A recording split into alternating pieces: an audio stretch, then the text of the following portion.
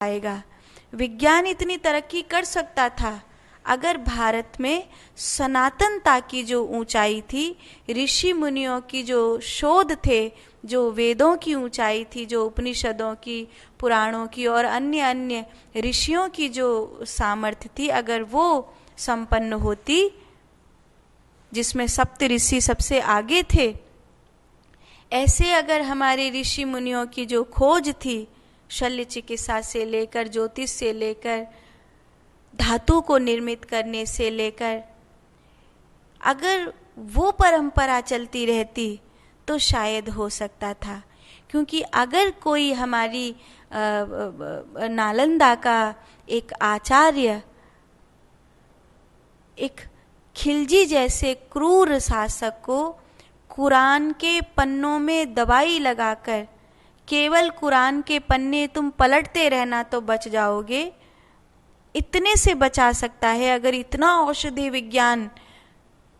इतनी बड़ी विज्ञान हो सकता है कि दवाई खाएगा भी नहीं काफिर की, दवाई लेगा भी नहीं काफिर की,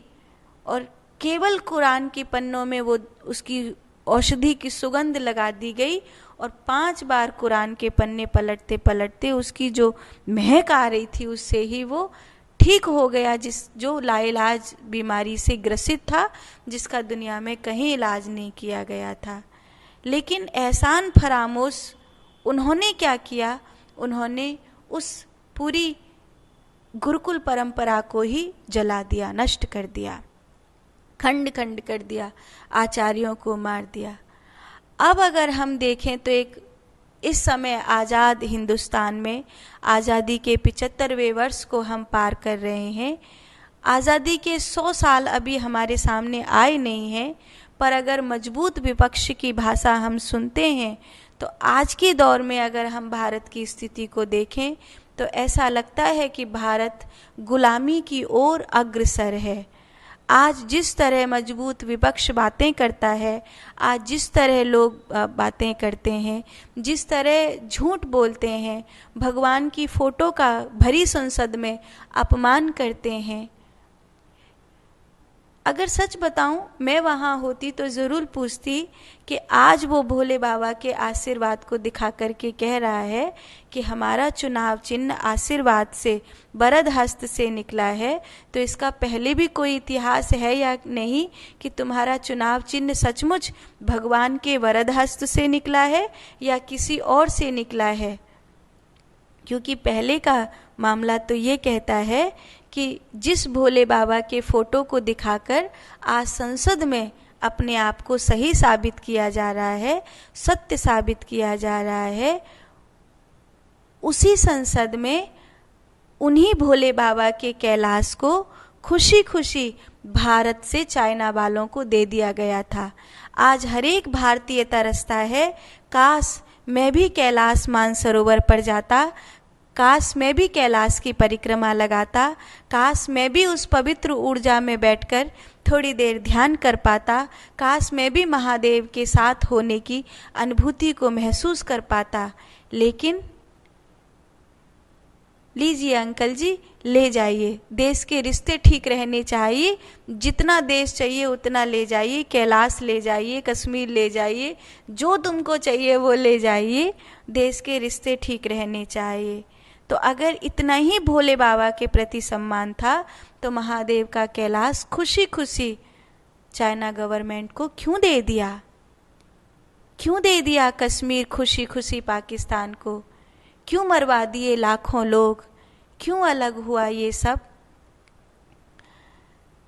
पर मैं होती तो जरूर पूछती, पर मैं तो वहां नहीं हूं। पर सोचने वाला विषय ये है कि अब की स्थिति भारत की क्या लगता है, वो जो ऋषि मुनियों का ज्ञान है वो फिर से खोज किया जा सकता है? भारत अगर उस स्थिति में होता, बेईमानों की लगाम कसी जा चुकी होती, काला धन भारत में वापस आ गया होता, कहीं ना कहीं भारत के कानून की व्यवस्था सुदृढ़ हो गई होती, जो बच्चा पैदा करने वाली मशीन है, या जो फर्जी आधार कार्ड लेकर भारत में रहने वाले लोग हैं, उनसे भारत थोड़ा सा मुक्त होता, तब कहीं जाकर कोई गुरुकुल, कोई ऋषि मुनियों की परंपरा, फिर से किन्हीं शास्त्रों की शोध फिर से शुरू हो सकती थी कि क्या कहा था कश्यप मुनि ने कश्मीर में बैठकर, क्या कहा था अगस्त ऋषि ने दक्षिण भारत में बैठकर, क्या कहा था भृगु ऋषि ने जिस ज्ञान से आज तक कैलेंडर चल रहा है।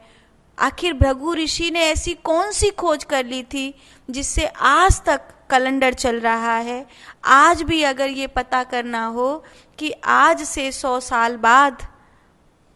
ग्रहण पड़ेगा, तो आज भी ये पता किया जा सकता है कि 100 साल बाद इतने बजकर इतने मिनट पर फलाने दिन ये वाला ग्रहण पड़ेगा और यहाँ यहाँ दिखेगा, यहाँ यहाँ नहीं दिखेगा।